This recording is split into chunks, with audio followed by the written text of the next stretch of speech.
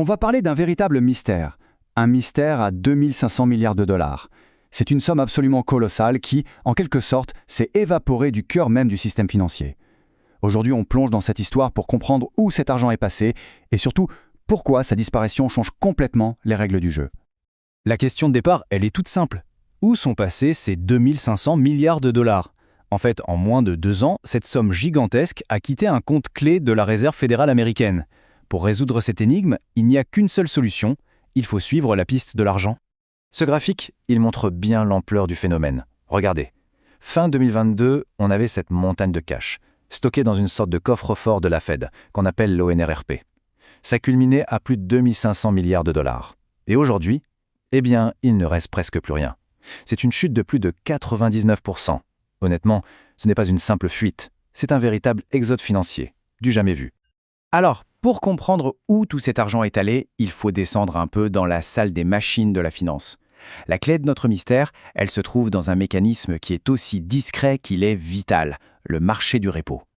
Bon, un repo, c'est quoi exactement? Pour faire simple, imaginez une sorte de prêteur sur gage, mais en version ultra rapide pour les géants de la finance. Disons qu'une banque a un besoin urgent de cash pour la nuit. Pas de problème, elle dépose en garantie un actif très sûr, comme une obligation d'État, et hop, elle obtient des liquidités instantanément. Le lendemain, elle rembourse son prêt avec un tout petit intérêt et elle récupère son bien. C'est vraiment le cœur battant du financement à très court terme. En fait, la transaction, c'est un peu comme un ballet en 2 temps. D'abord, ce qu'on appelle la jambe initiale. Le cash part dans un sens, l'actif dans l'autre.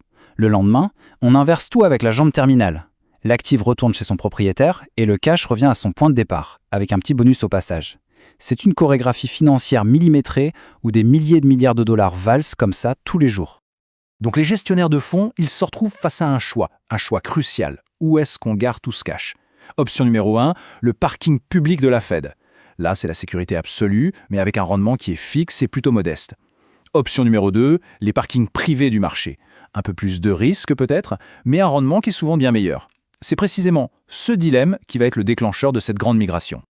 Alors, comment est-ce que ce choix entre le parking public et le parking privé a bien pu provoquer un exode de 2500 milliards de dollars? Pour le comprendre, il faut retracer un peu le fil des événements. On peut voir ça en 3 phases. D'abord la phase d'accumulation, juste après la pandémie, un vrai tsunami de liquidités submerge le système et tout cet argent se déverse, par sécurité, dans le parking de la Fed.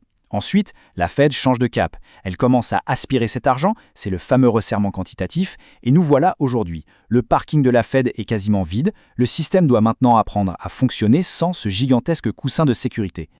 Et la réponse à notre question de départ, eh bien, elle est juste là en chiffres. La part du repo privé a littéralement explosé pour atteindre 1/3 du marché. C'est un record. Et la part du parking de la Fed dans tout ça, elle s'est effondrée à moins de 5%. L'argent a massivement déserté le parking public pour se ruer vers les parkings privés, tout simplement en quête de meilleurs rendements. La conséquence de tout ça, elle est majeure. Et cette phrase, elle résume tout parfaitement. En gros, la Fed a perdu le contrôle direct du stationnement de l'argent. Le volant, maintenant, il est entre les mains du marché privé. Et ça veut dire plus d'opportunités, c'est vrai, mais aussi potentiellement de nouvelles turbulences. Forcément, cet exode massif de liquidités n'est pas sans conséquences. Le matelas de sécurité a disparu. Et déjà, on voit des petits signes de tension qui commencent à apparaître dans les rouages du système financier. Premier signal d'alerte, on voit apparaître une toute petite fissure. L'écart entre 2 taux directeurs de la Fed a légèrement augmenté. 5 points de base, ça peut paraître minuscule, mais dans la plomberie financière, c'est un peu comme entendre un léger sifflement dans les tuyaux. C'est le tout premier signe que la pression commence à monter et que le cash, eh bien, il se fait un peu plus rare. Le deuxième signal, lui, est beaucoup plus bruyant. Là, le marché a tout simplement ignoré le prix conseillé par la Fed. La demande de cash était tellement forte que les taux sur le marché privé ont grimpé bien au-dessus du plafond officiel. C'est un peu comme si le marché disait à la Fed « Merci, c'est gentil, mais à partir de maintenant, c'est nous qui fixons les règles ». Le troisième signal est peut-être le plus inquiétant. Des institutions financières ont été obligées de se tourner vers le prêteur de dernier recours de la Fed. C'est un peu comme si, dans un immeuble, quelqu'un devait casser la vitre en cas d'urgence pour attraper l'extincteur. Le simple fait qu'on ait eu besoin de l'utiliser, ça montre que le système n'est plus aussi fluide qu'avant, qu'il y a des points de friction.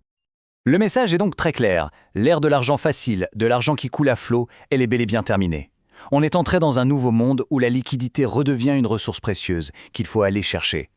Bon, maintenant qu'on a posé ce diagnostic, que faut-il observer pour comprendre comment cette nouvelle réalité va évoluer?